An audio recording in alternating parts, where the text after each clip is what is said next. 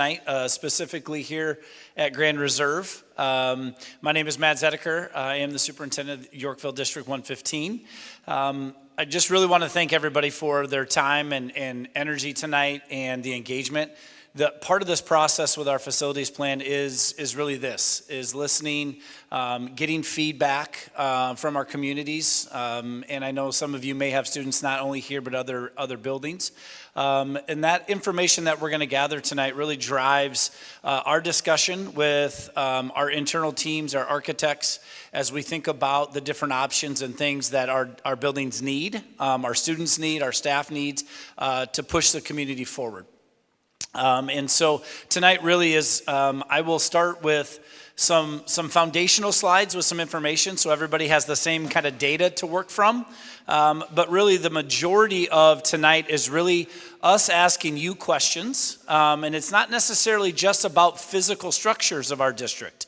Some of our questions are broader than that because some of the information you give us about things that we do well or challenges that we have are things that we think about when we design spaces, when we think about options. And so, some of our questions may seem like it's not directly about facilities, but that information is really important.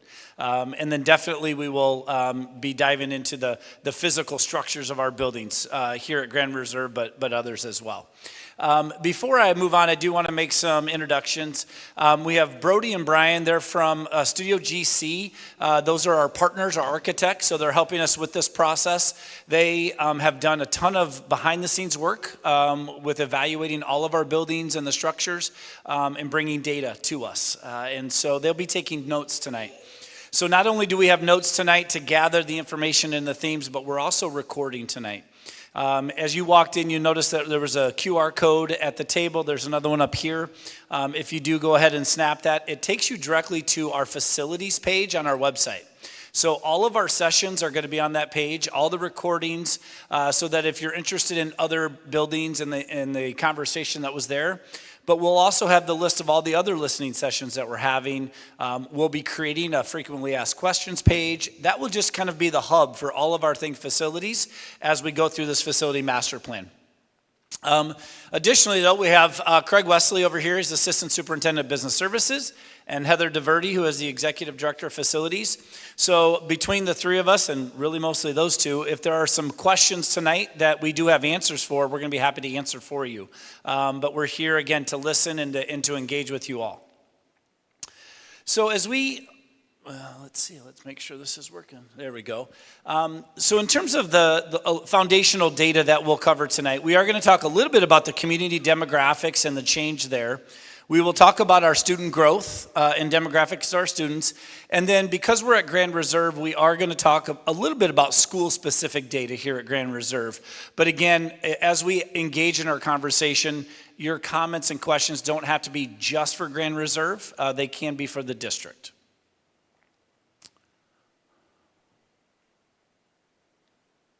There we go. So a little bit about our population here in Yorkville. As you can see, now it's going too fast. The median age is right about 35 years old here in Yorkville. But a couple of things to highlight here. First, if you look at ages 0 all the way through 19, so either our current school-age children or children that will be in school age here in the next several years, that represents 32% of our population here in Yorkville. Another key data around our demographics is actually if you zero in on individuals that are 65 or older, so looking at the 2020 census and that identifying 65 as kind of the age of retirement, that percentage is at 7%. If we went back 25 years, that was closer to 14%. So our community is changing. We have younger families moving in. We have more school-age children than we did 25 years ago. And when you look at our student growth, this is going to be data to support that. So as we think about Yorkville, and back in 2002, we had just over 2,400 students in our district. I started kind of the main chart there at 2010. We jumped up to 2010, and you can see after we did our enrollment numbers this year after the 6th day, we were over 7,100. Now, I expect that 7,100 to increase because we include our early childhood population.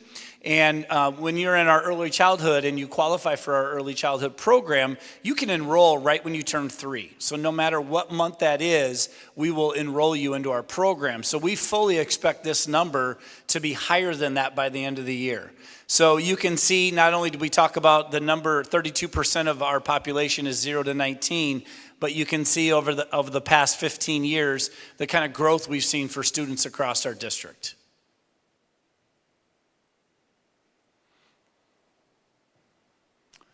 So, and we take a look at our student demographics. As we look at the subgroups within our students, the biggest change that we're seeing are students who identify as Hispanic.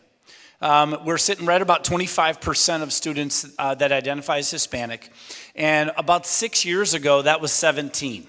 So we're averaging about a % year change in terms of the growth of our students who identify as Hispanic. The rest of the student demographic subsets have stayed relatively flat over that same time. So we're at about 60% white students, and you can see black students are about 8 to almost 9%. But really that population of students who identify as Hispanic has been the largest changing subgroup we've had in the district. And the trend and the data tells us that's going to continue. So as we look about just at Grande Reserve and the school-specific data we have here, there are a couple of things on this slide that I want to point out. Number one, on the left-hand side there, you can just see the comparison between last year, the 23-24 school year, and then this year, 24-25. We've gained about 30 students, just under 30 students here. But then if you draw your attention to the right side of the slide, you see two different charts. The one on the bottom has a green, red, and blue graph. What we did back in 2022 is we hired a demographer, Dr. Casarda, and he did a lot of our enrollment projections and current students and did some growth analysis for the district. And essentially, the green line was his estimate of what kind of the max growth would look like over the next several years for Grande Reserve. The blue line being kind of the slowest growth. And then the red line being what was probably the most probable growth in terms of our students over the next several years at Grande Reserve. And at the time that we ran these numbers, which is that red bar of 613, you could see that we were just under what was the kind of the most likely scenario for our growth here at Grande Reserve. But obviously that 681 is now pressing us up towards the green. When we stay on the right-hand side but go up to the top, you'll see two different numbers on that purple bar, one being 770 and the other being 675. And that is really about capacity in the building. And the reason there are two different numbers is the 770 represents class sizes of 30 across the building, and then the 675 represents class sizes of 25. Now, this number does not take into effect special programs. So if we have any special programs here at Grande Reserve that may limit the number of students in a classroom, taking into some other special courses. So this isn't exact, but it gives us pretty good numbers to look at when we talk about capacity of the building. But the unique thing about these numbers is they're already outdated in terms of growth. The district and the board has just approved for us. We have just hired a new demographer. And that new demographer is actually going to do updated studies, not only about where our population is now and where our families and students, but the projection of where those students are going to be 5 and 10 years from now. So as we think about our facilities and the growth, we have an idea about where those pockets of growth will be across our community. And so that study will be some additional data that we will have as we think about our facilities and what decisions we may need to make.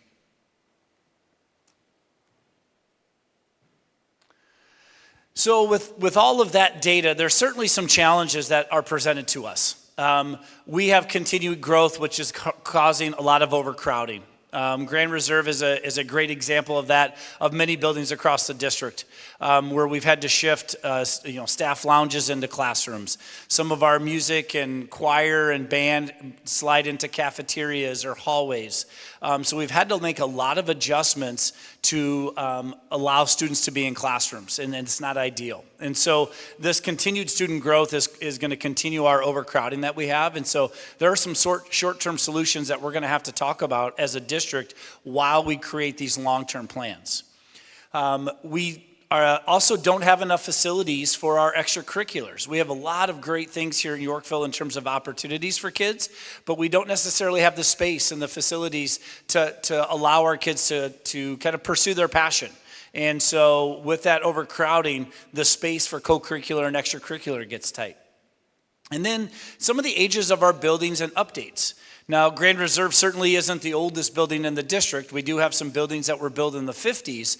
But when we start thinking about buildings that are 15, 20, 25, 30 years old, we have to start thinking about updates of the heating and cooling systems, our roofs, our doors, window replacements, flooring. So we have to think about all the things that just kind of have upkeep with the building. And Grand Reserve is at that time where we really need to examine all of the structural things of this building. And then, as always, every year we always want to make sure that we're thinking about security and any upgrades that we may need for security at all of our buildings. And so those are things that we have to consider as we're thinking about a full facility master plan, is the safety components for every single building. And that's something that we always want to make sure that we're paying attention to. So this is kind of where we'll turn it over to you in terms of the engagement and the conversation. A couple of things is we will have microphones. We really want interaction. We want to hear from you during our question and answer session. But we also know not everybody likes to talk out in public. Totally get that. So we do have note cards and pencils that are on the table over where you walked in. If you have a comment, if you have a question that you want to make sure that we get, we ask that you write that down if you don't feel comfortable talking in front of others. We want to make sure your voice is in the room and that we hear that, and so that we take that information, again, as we're taking all of our notes and creating the themes that we'll bring back. And so we're going to start here again in terms of the large question. How are we doing? How are we doing as a district? And as you think about that larger question, I'd like us to maybe focus in on the first two subsets of those questions. What successes have you observed in our schools? And in what areas do we excel academically or socially? And I taught for a lot of years, so I have a lot of patience and wait time. David, we got one right there. Okay. I may be coming from a different vantage point than most of you because my child's in the life skills program here. I want to say the district has done an excellent job at inclusion. There's a good and not a bad to it, but how it's been done.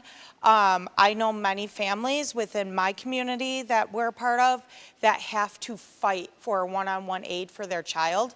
I never had to do that. I didn't even ask, they gave it to me. And that's not necessarily heard of in the special needs community. As far as inclusion, I came in and I was going to fight that I didn't want full inclusion, but I wanted him to be included in certain things. Mm-hmm. That was given to me right away. I really didn't have to ask. So as far as that goes, it was excellent. Where it fails or it has failed, there is the inclusion that we are put into a classroom, but the classroom isn't necessarily equipped for our kids. Sure. I've had to bring up issues, and it's as little as, can I please be put on the inclusion classroom? Can I be put on the email list so I know what's going on in that classroom? Mm-hmm. Because we missed Hundreds Day last year. We missed what was going on with the Valentine's party because he was going to be included in that classroom, but I didn't have any of the information. Mm-hmm. When I brought it up, the teacher felt really bad. We were, included. The kids were excellent. So if any of your kids were in that classroom, they embraced my son. I loved it. It's great to see. It's excellent for the other kids to interact with our kids, but we need to think broader, not just putting them in a classroom, but how can we make them and their parents feel welcome within that classroom environment as well. Great, thank you, thank you. Others, what are we doing well? What successes have you seen, either academically, socially?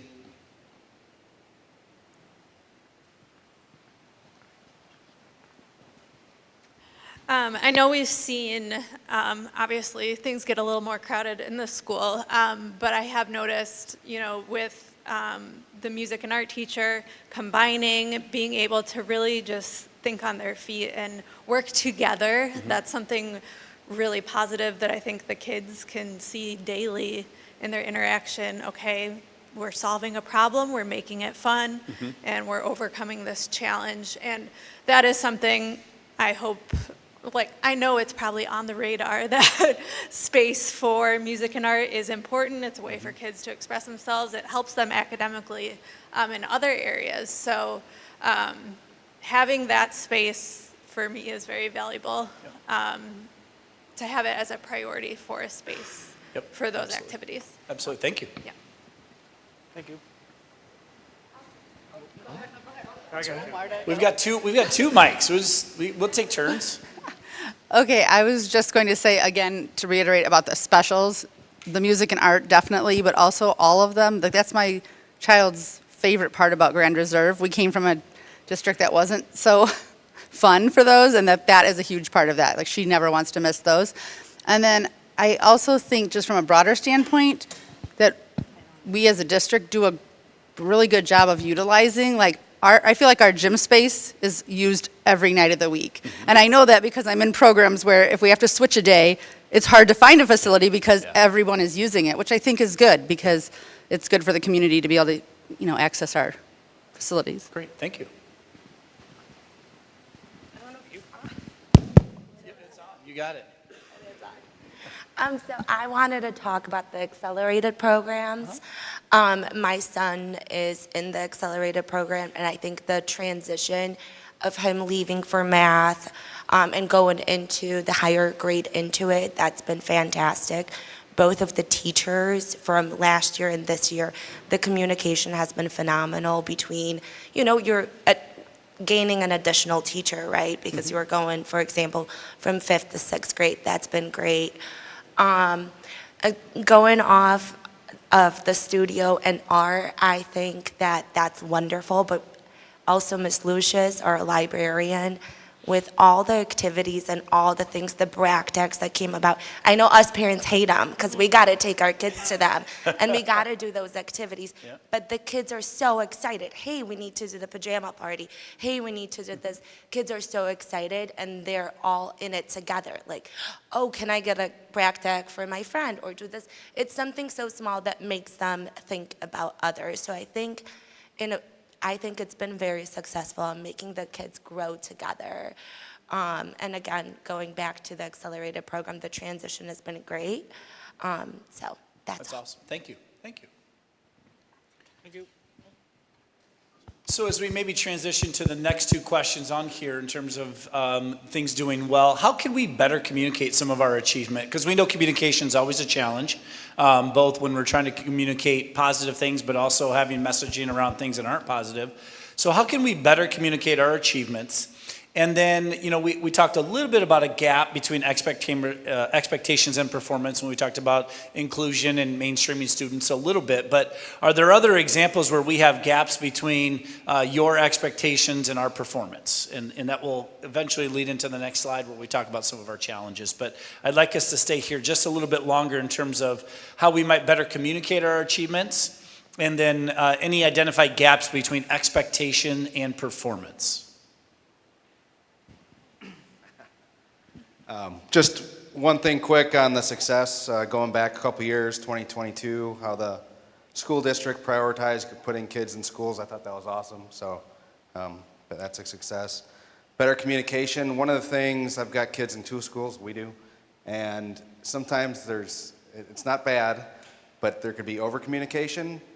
And what I mean by that is sometimes there's a lot of repetitive information, and I get maybe why that happens because you might miss something, but But sometimes these weekly or bi-weekly or monthly newsletters are, 10 pages long, it seems, and it's like, I'm probably not going to read that. So hit the priorities, put it at the top, and, people are probably more apt to read that. And then, let's see, yeah, that's probably the biggest stuff. Communication. Others? I'll go again. Just to go off of what he just said, the communication, there's too many apps. We've got Parent View, we've got Sign Up Genius, we've got members for the, I don't even know the name of it, PTO. I don't know when to sign up. I miss all the sign-ups, which then I miss opportunities on being a volunteer for the classroom or whatnot. Too many apps. It's just overwhelming to where to look. I just had to look up on how do I find the grades, because I would go to the app in the Yorkville district. Then we had, I forget the name of it. What was it used? Last year. And then it got switched over. Then I need need to load up lunch money. I need another app. It's over, it's over-apped. Okay, thank you. Sir? Yeah, my issue with communication may be different than actual communication between faculty and parents. Being a resident here in the Grand Reserve, logistically communicating, bringing your child to school here is almost, I hate to use a harsh word, but it's quite ridiculous.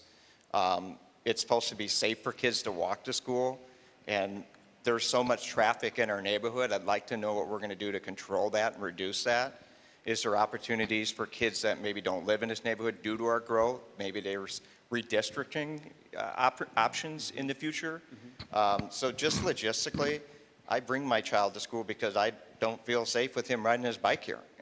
It's not really pedestrian friendly here during those times. And I know it's difficult for the staff and the team, but I would be really encouraged to see some forward thinking, maybe offsetting schedules or ways to bring our kids to school safely. Great. Thank you. Thank you. The path doesn't get flat, which drives me crazy. Only because we're recording. Oh, gotcha. I was like, I thought I'd be pretty loud. But I'll jump in on that. I do think there's some safety concerns with bringing your kids. The fact I've called the school and then they tell me it's a city issue, and then the city's like, yeah. But that path doesn't get plowed. And we're about to get to wintertime. That's a problem. There shouldn't be inches of snow, ice. I mean, ice is out there. That is certainly a problem. And I know we're now getting off task on this, but I jumped in on that. The amount of kids, I don't know how we teach the kids to ride their bikes and scooters and whatnot safely past everybody, but that's certainly an area of concern as well. Especially because we have kindergarten through sixth graders in here, and some of those kids are way bigger than kindergarten. None of these kids are completely self-aware of what's going on. I've almost had kids run into me. They just don't look up. They don't understand you drive on the right side of the road, type of thing. So those are. I guess I jumped off that pretty well. But what I also was going to say is I do really like the parent-teacher conferences that we're getting we're filling out a questionnaire beforehand so that those meetings have more value. I think that's a huge plus, to go to these meetings and at least know, hey, these are things that I want to talk about. I'm in the educational world. I don't need you to explain to me what a MAP score is. I can jump in on that conversation at a different level. So just being able to have some of that is really important.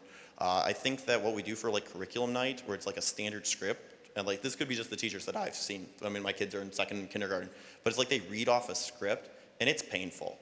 It's one of those you could have sent me an email conversations. I'd like a little bit more personal flair, I guess. And I understand from your end, you want to see things hey, we're gonna make sure we cover X, Y, and Z.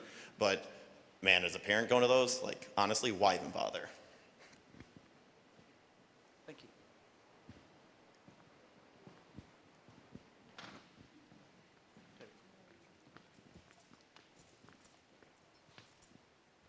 I was going to say that for communicating our achievements, it would be really great if when there's really good things happening in one school, they could share that with some of the other schools, because I know I'm always bragging about all of the library activities we do, and my other friend is we do none of that at our school. And even when it's a district-wide thing, I said, hey, are you going to the book whatever thing is going on for the district. She's like, no, we didn't get that communication. And so I think when you have good people, whatever school they're in, if they could share that, with the other, whatever it is, librarians, teachers, and kind of highlight them, so then maybe more people, more staff in the district could jump on at doing some of those things. I think that's good. Then the other thing about communicating with like the bike path and things, I wish we had better communication with the city, because I feel like there are, 2 days left in the school year and they decide to block off the bike path and fix a hole. Just wait 2 days, because then your kids can't all of a sudden know how to go home like all the way around, not safe, And so there's little things like that where it's like, really? Like, we have fall break coming up. Could we have not have waited to do the sidewalk right in front of, I don't know, there's just little things like that. And I know it's logistical, but that would be a great way to communicate with the city to make things safer. Yeah. Thank you.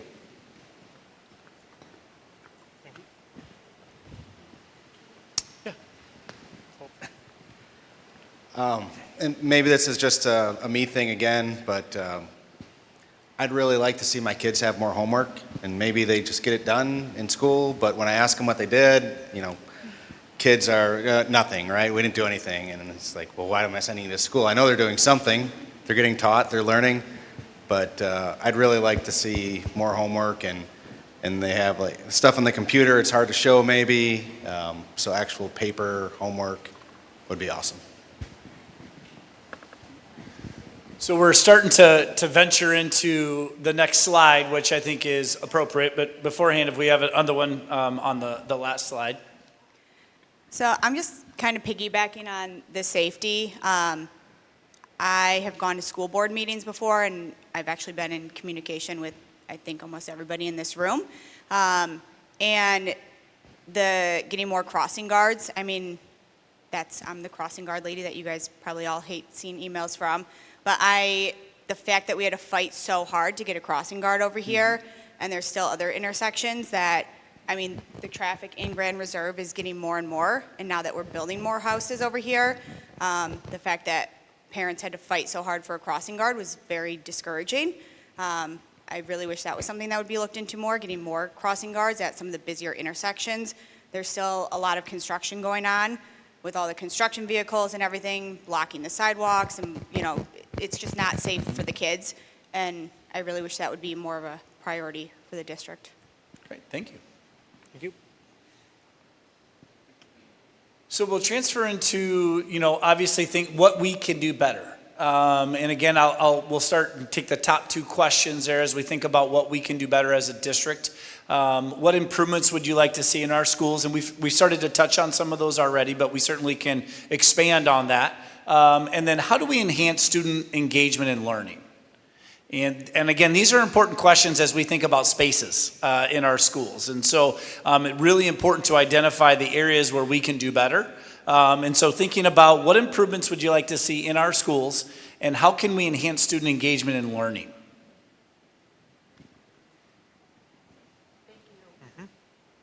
Hello, me again. So, improvement, we're overcrowded. You showed a slide a couple, and I took a picture of it. Between 2023 to 24 and 25, fifth grade went in 23-24 year, there was 87 fifth graders. Where right now we're at 105. That's 69% of that 31 additional kids in one class. If I'm not mistaken, we have a fifth grade class that's combined, 2 teachers, so many kids. That's 10-year-olds. For them to focus in a group of that many kids, there could be 10 teachers in that room. That's difficult. That needs to change. That falls into, again, the safety of things, but rezoning. We need to rezone. Why Heartland is feeding into Grand Reserve when we're building townhomes right here? This development, I've only been here 3 years. When we moved in, our block was empty. There was nothing around us. And now it's all built out up until where you're entering the school. So it's scary to see, just because you're going into it. Obviously, the district is phenomenal academically, and that's why it's drawing in a lot of new families, right? You look at ratings, you look at statistics and things like that, and you see how great the district is, but we're too crowded, too many kids. And then what happens once that builds out? You know what I mean? Like, Yeah. are there plans for a new elementary school? What happens when those 5th and 6th graders go into middle school?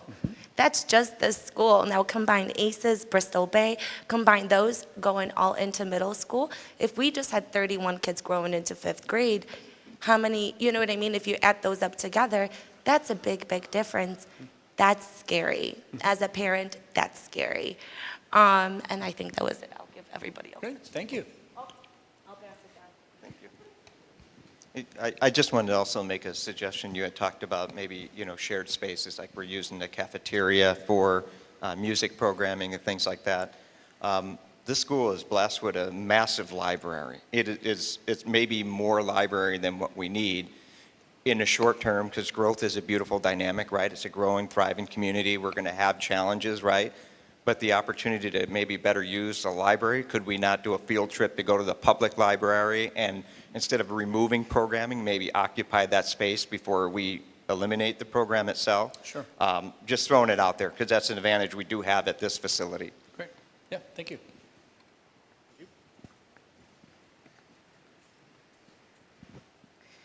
I come from the world of emergency management, so safety is always on the forefront. Right now, we have a child in Bristol Bay, Grand Reserve, and at the high school. As far as safety goes with this school, I brought it up during our IEP meeting. The life skills, one of the classroom used to be in the teacher's lounge, where this was 2 years ago. Now his room is an actual, it's literally a closet. There's 5 students. The teacher has given up her desk so they can have more space for the students. So I get the overcrowding.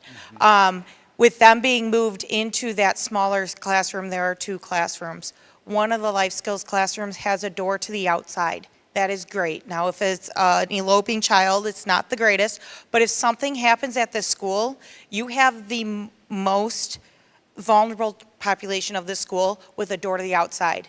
My son and the other kids in his class are in the middle of a very busy hall. Now, you have the teacher and parents trying to get them out when there's so much activity going on in the hallway. It'd be better if these life skill or any special needs classroom, whether it's at ACES, here at the middle school, high school, have access to a door close by. I know they go into other classrooms, but a lot of their time, 60% of their time is in that classroom, and they'd have to fight through a sea of people while containing kids to get them to safety. My other thing I've noticed just with being within the district with my stepson for so long, backpacks. In my school, when I was growing up, we couldn't carry our backpacks around. We are living in a time where we are having school violence all the time. And now we're letting them wear backpacks throughout the entire school day. They can hide everything in those backpacks. They should be in their lockers. Their coach should be in their lockers so they cannot keep weapons. We may not want to think about it, but it does happen. And it's those schools that say it's never going to happen here, that it does happen. And a lot of times they conceal those weapons to get in, and we're allowing it to happen within this district. Thank you. This might be a smaller issue just to come up first, but I wanted to make sure it was noted. When we're in the parent pickup line on the long end of the school, where there's the big hill, there's a slope down, and it seems like every year they're filling potholes there. A trench needs to be dug, because there's a hill where all the water comes down and then it just settles on this flat piece of land, and I don't know, then they're filling the pothole while we're literally in the parent pickup line. Sure. Also, coming out of the parent pickup line, you cannot see around the car next to you. At one point, they were stopping one lane and letting one lane go so you could see. I know that slows things down, but we also now have construction turning out in front of you as well. So it's just all creating chaos. In addition to that, I know the playgrounds on this facility are very old, very inadequate, very small. Even, I'm sure, for special needs children, there isn't a lot of accessibility there. So if there's any plans for that. And also growing up, I remember we had, they brought in, what are they called? Like trailers, like module classrooms, while things were being overcrowded and they were kind of figuring stuff out. I think our facility might be a great candidate for that in the meantime. So, yeah. Great, thank you. Mine goes back to kind of the overcrowding too, and I guess a couple ideas I was thinking of. I know redistrict or rezoning or however you do that would be one thing, but that does cause a lot of pain for kids. But the other thing is, like, what has it been considered, like moving 6th grade to the middle school? I mean, I know the middle school right now is crowded, but like for future, if there's room to grow at the middle school, a 6, 7, 8 wouldn't necessarily be a bad thing, you know, for that. Another thing I think, as far as improvements to get better, is, you know, something that you said about the high school and the backpacks and the lockers. Like, they don't even have lockers that they, you know, they don't have to. But even if they could put their coat, or even if we didn't want them to have coats and backpacks, there is physically not time to go from the academy to your locker and then go across. Like, my kids are late all the time, and it's so crowded now in the academy that even if you're upstairs in a classroom, you don't even have hardly time to get out of the building to get across. And so I think something really needs to be thought through. But a success that has happened at the high school this year is with the crossing guards, or the staff who are going out there and helping during passing periods so that cars, you know, so they can get across. And getting out of the parking lot after school is so much better now with the staff, like, getting people out. It's so much safer, because I drive in that parking lot and I'm afraid of getting in an accident. I have 2 15-year-olds that are going to be driving in it, and I'm scared to death of that parking lot, because it's crazy at the end of the day. And so it has gotten better. And so we've kind of touched on this. Are we going to have a separate conversation about district lines, new buildings potentially in this, or is that this time and space for it? So we will, there'll be a slide up here just straight for facilities and things like that, but I can answer your question. Part of this whole facility master plan will include boundaries, because as we think about what could come out of this plan, the board approved and has purchased 108 acres that is primed for a new building to help deal with our overcrowding. And anytime you build a new building, there's going to be shifts. And unfortunately, I know boundary changes aren't the most fun thing to talk about, and that's painful for students and staff and families, but I think in order for us to be able to make sure that we're using our facilities the right way, so that we don't have a building that is overcrowded and one that's only at 60% utilization, we have to think about where our families are, but where they're going to be. And so we'll talk more about it, but to answer the question while you have it, yes, zones and boundaries will definitely be a part of the conversation. And then will grade levels in schools be a conversation then as well, for like the whole 6th, 7th, 8th in comparison to just K through? Yes. All right. Well, then I'll wait. Yes. It's all up for grabs right now. It's all about the conversation. I don't know. Okay. I have a high school student and an elementary student, and we have wonderful choir band in the district, but there is not space for them to perform. An auditorium is at the middle school, but that's not even big enough for all of that. So I would really like to see something along those lines as well. Yeah, just looking at the question, some other folks said what I was going to say on some of this stuff, but a lot of it revolves around number of kids in a classroom, and that goes back to the buildings and this and that, right? But I think that helps your students be engaged. That helps improve student or teacher support, teacher and staff support, if there's not overcrowding. You guys know all that stuff, right? Some other teacher stuff could be third-party training, stuff like that for teachers, making that available. I realize there's a cost impact there. What role can the community play in these improvements? We're talking our way here tonight that whatever happens in the school is it's going to be past us. So we've got a kid in 5th grade, it's probably gonna take 2 or 3 years to figure out what happens, and then 2 or 3 years to build it. So we're probably not gonna benefit, other than pay more taxes. So what can you do to help the community feel okay about paying taxes is make it a benefit to people who don't have kids in school as well. Like someone mentioned an auditorium, or if there's other stuff that the community could be engaged in after hours, that, hey, they're getting a benefit from the school outside of, someone else's kids benefiting from it.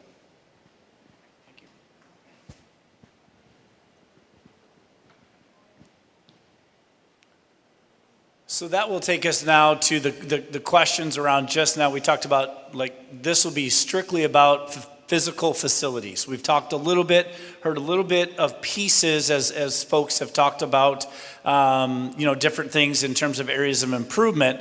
But the two key questions here that we want to get from you is, what essential improvements are needed for our facilities? And then what would you like to see at either this building or other buildings where your students attend as you think about the district? So first one is kind of essential. What is absolutely something that you believe that we need? And then the second one is kind of what would be nice to see? What would be nice for us to have as we think about our future and facilities for the district?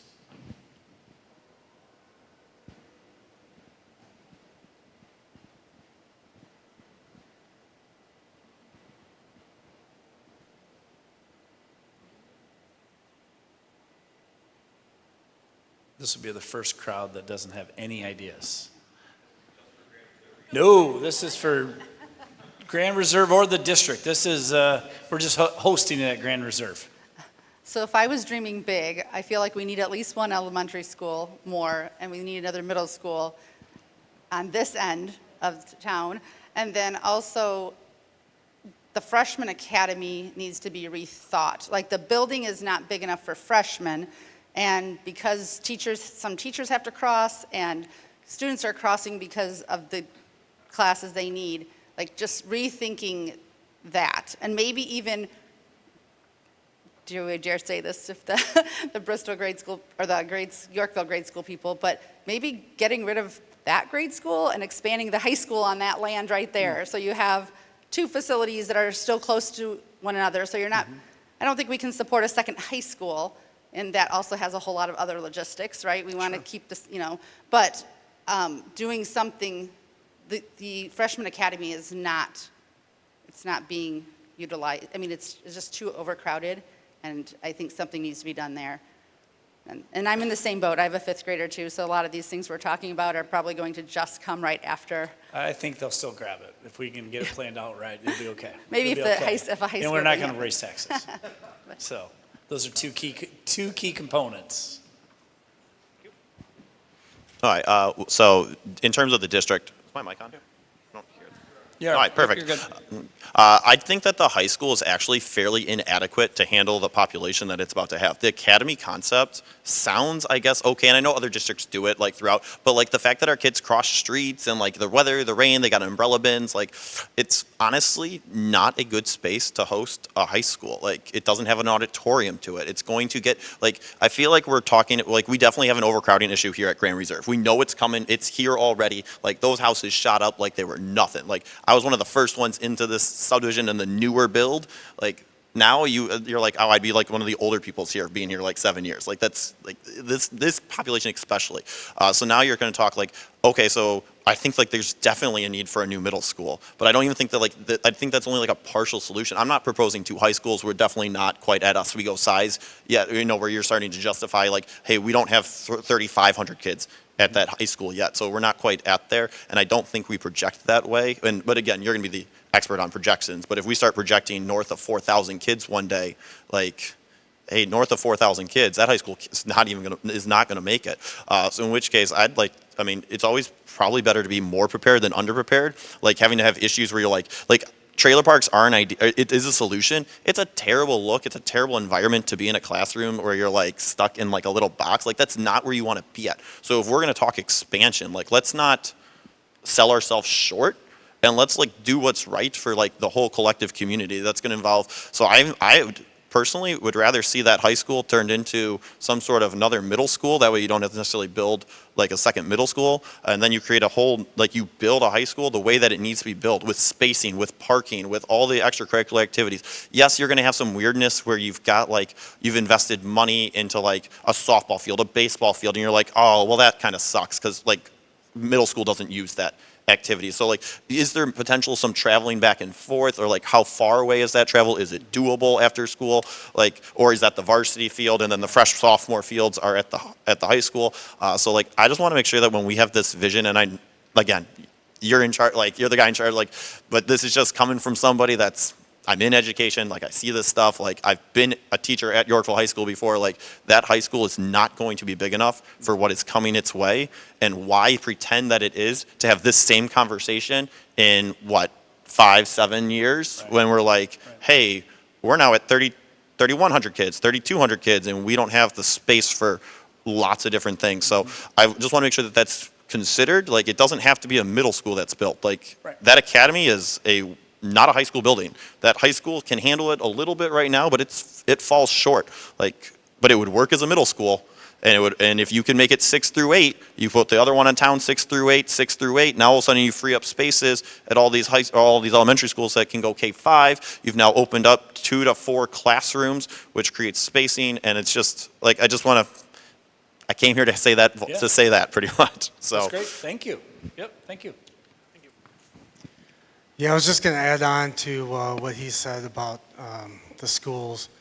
And I think it'd be foolish for the district not to build an entirely new high school. It should be top of the line, state of the art. It should basically emulate whatever the best school build that any school district's been able to find. That's what we need. I mean, that's what it comes down to. I've lived in Yorkville for 46 years. I went to Freshman Academy as my high school. My wife graduated out of the existing high school, actually right before it, because she graduated early. But that was just being built back there in the 90s. And when that was being built, it was undersized. And there's really, without doing some major disruption of the area, it's really going to be hard to expand onto that building or the other high school.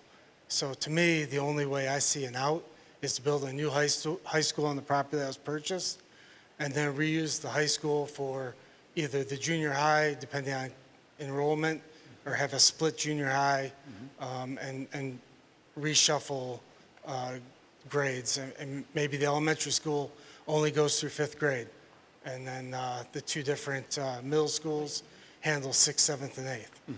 So. Great. Thank you. Hello. I know you mentioned the acreage that the district just purchased. Is there a plan in place for what that acreage is going to be used for, or is that still That's what being... we're doing right now. Okay, so We're gathering all this data to say what's the best plan and the best use of that land. So Got it. we have ideas, Okay. but we want to hear from the community. Okay, Yep. okay.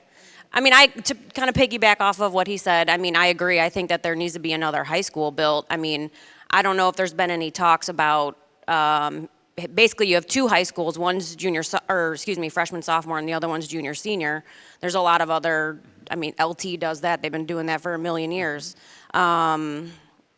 Just because, I mean, I'm just thinking by the time my kid's in high school, we're probably going to have another 1,000 students. So even if you build one more high school, that one's going to be at capacity in 8 years anyways. So I almost feel like we do need 2 high schools. And then everything else can change, you know, maybe the academy can turn into a middle school and yada, yada, yada. Okay. So. Great. Thank you. So whatever ends up being built, what is the projected timeline and when it's going to be built? Are we looking at 5 years, 10 years, 15, 20, 30? So just Yes. curious. No, we don't have those answers yet. I can tell you from a timeline perspective, this process and working, we have a steering committee that's made up of both staff and community members and students. We're working together and we want to present options to the board for the board to kind of approve in June or July of this year.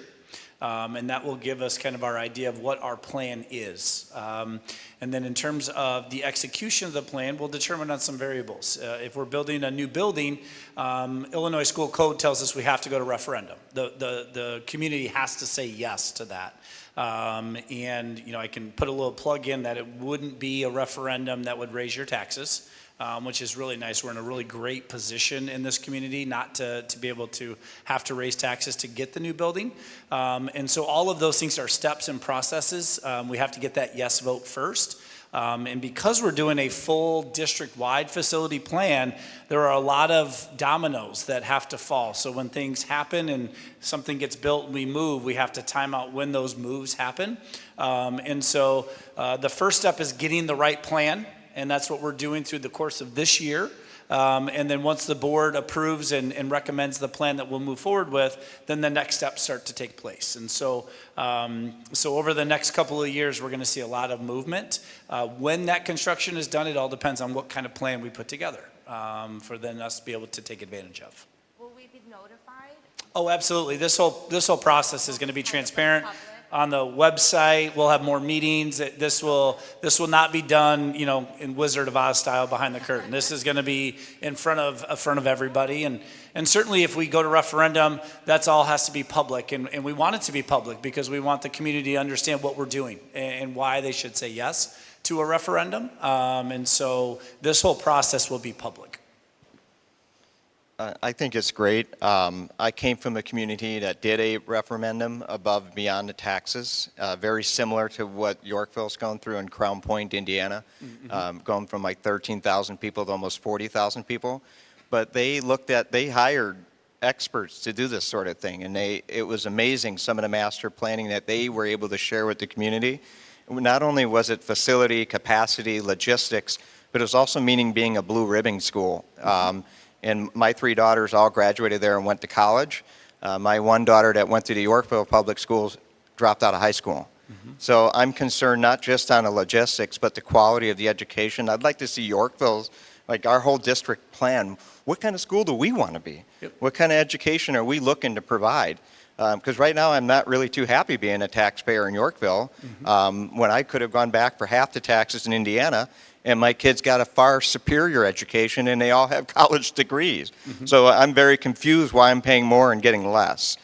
So I hope that it's beyond just the facilities. Yeah, absolutely. And part of the reason why we're asking what we do well and other things is that we have to think about what our teaching and learning approach is and curriculum and how that matches with facilities. They have to go together. You can't build buildings without having an idea of what our focus is for teaching and learning, because otherwise you're just building structures. But we also then can't get ahead of ourselves in terms of our teaching and learning if we don't have the proper facilities and spaces to execute, right? So they're parallel structures as we move down, definitely. Well, yes, no? Go, yeah. All right, I might end up being in the minority in this, but you're talking about being financially healthy, and I think that is one of the most important things for a district because it allows us to have all the opportunities and the things that we want to do, all these extracurricular activities.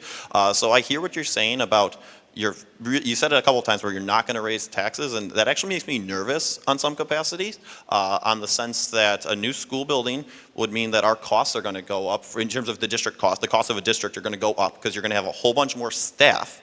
But if you have more staff, then you're not, and like if you're only including new residential buildings, are the new residential buildings going to provide enough taxes to provide all the salary and the money that goes into that? Like, I never want to find ourselves in a situation where we are building rich and we don't have money for opportunities. So I want to, like, honestly, when you talk about raising taxes in a school district, it normally talks about a minimum amount and gets a maximum gain. Like, in all honesty, everybody here, our teachers are not paid very well. Like, you start going east, I make 10 grand more than I would in this contract.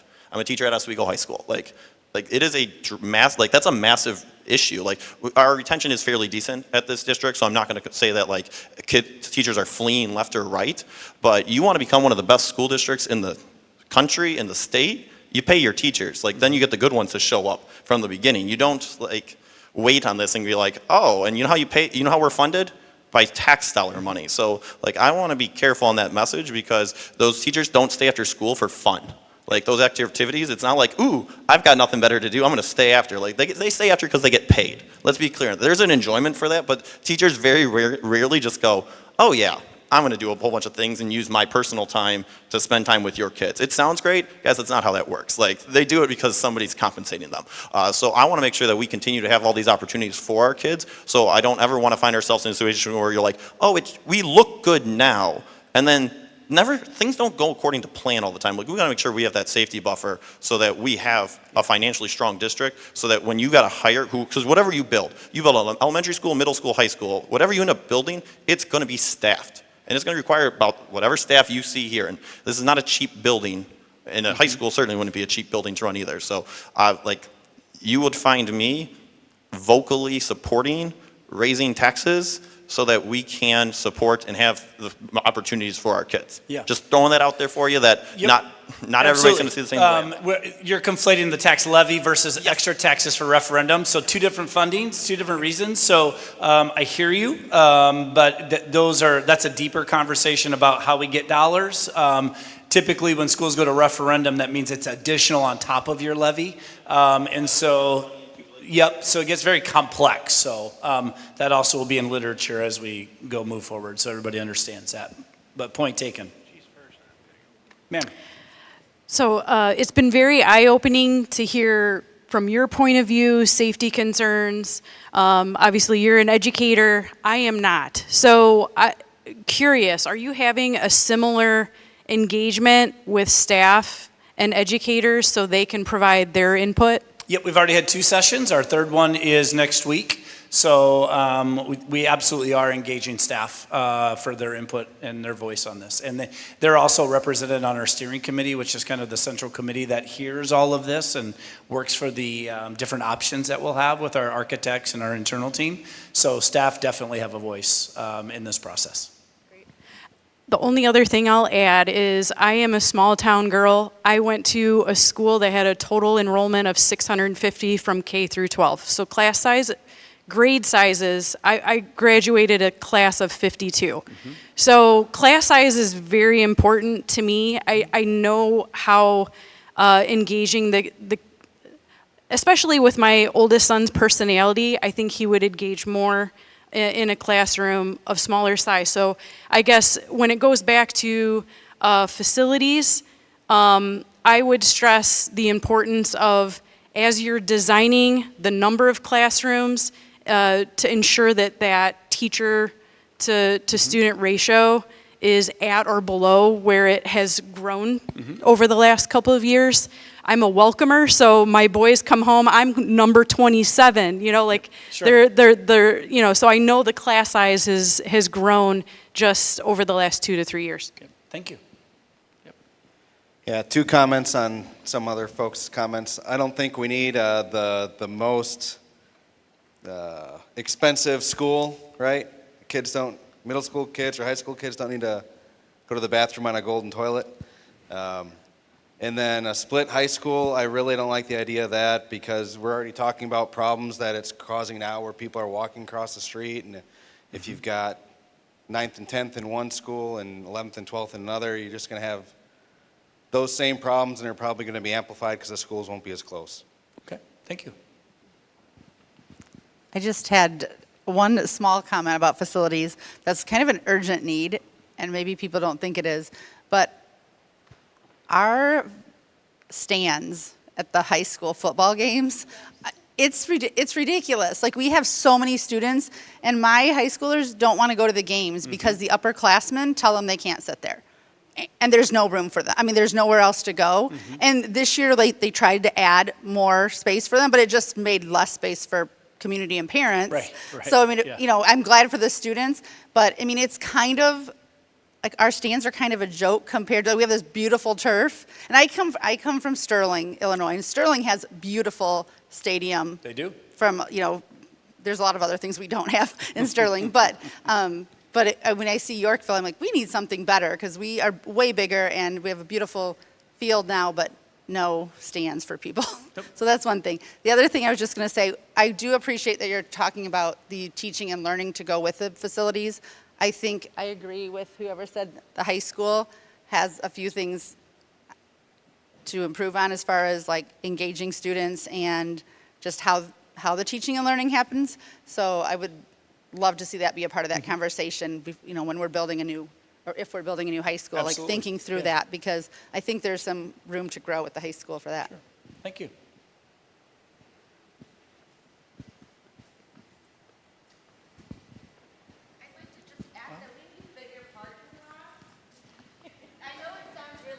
No? We're recording, that's not why we need the microphones. I just said we need bigger parking lots because I'm always late, as I made my entrance here late. I have nowhere to park, and I know whoever gets there early gets the spot. But even so, if I'm coming in super late, I'm parking like down the block. You know what I mean? Like down there just to, and then that makes me additional 15 minutes late because I gotta walk. So I'm just saying bigger parking lots if you guys have the room for it, or somehow, somewhere. Man, that would be helpful. Thank you. Thank you.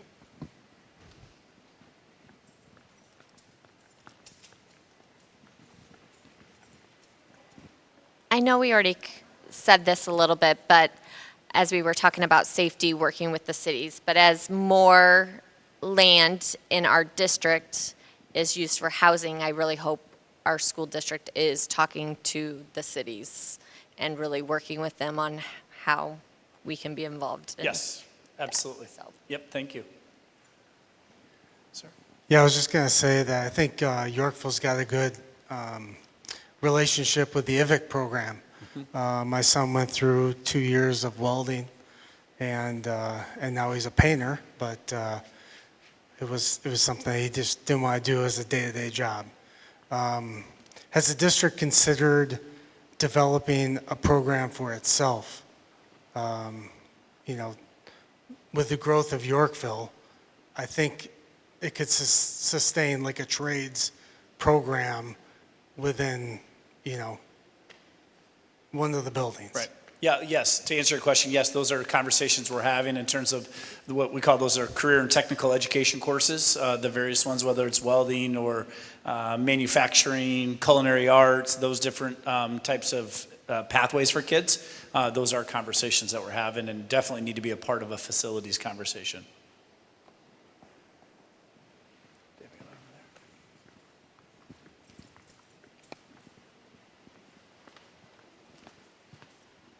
I just had another point to advocate for a robust auditorium. I know in this past year, I believe it was, we had a couple grades combined for their music performances, and there was a tornado during it, and this place was packed. It was overfilled, it was over capacity, I'm sure.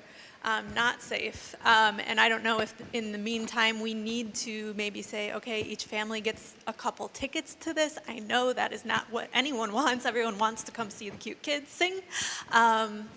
But having the dedicated space for that as a safety issue as well. Sure. That was scary for the kids, scary for the parents. Yeah. To run out into a tornado or into the hallways here, Right. So. Yep, all right, thank you. Right, yes. But I also want to, respect those music and art teachers if they did have that facility to hold one evening instead of two. Yep, new auditorium for the district has been a common theme for all the fine arts and programs that we have, absolutely. Anything else? So I really just then want to take the time to thank you again. The ideas, the conversation, the engagement has been fantastic. This is exactly what we need. We need to hear the different thoughts that each of our school communities have, but a community in general. Again, I'll draw you back to the QR codes, or if you go to our website, at the bottom, it does take you directly to our facilities page, where we'll have our recordings from these sessions. We'll continue to update. That's a living page, and so we'll continue to update to make sure that the process is transparent. You have access to the information that you need. And I would just encourage, if you have other family or friends, we have about 6 more buildings that we'll have listening sessions at. I think our next one is at YIS, but we really want to make sure that we're engaging the entire community. And so if you have folks that know that couldn't attend tonight, but may be able to do it at a different evening, I would encourage you to ask them to come out, because we really want to make sure that we're hearing everyone's voice. So with that, again, don't forget, if you do have something you would like to write down on the note card on your way out to give us, happy to have that from you. But I will close out the evening. Thank you, and everybody have a great night.